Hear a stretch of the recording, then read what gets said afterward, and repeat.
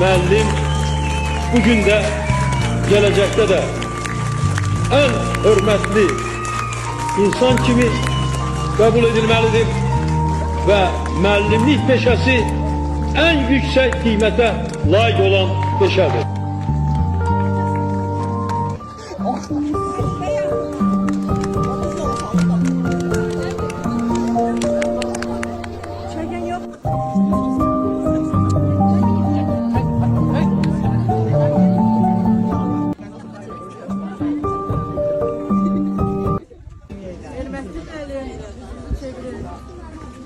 Əziz kollektivim, Allah hər birinizdən razı olsun. Belə olmasını mən də istəməzdim. Əsas o da yeni işimiz xeyirli uğurlu Xeyirli uğurlu olsun. Biz üçün çox dəyərlisiniz.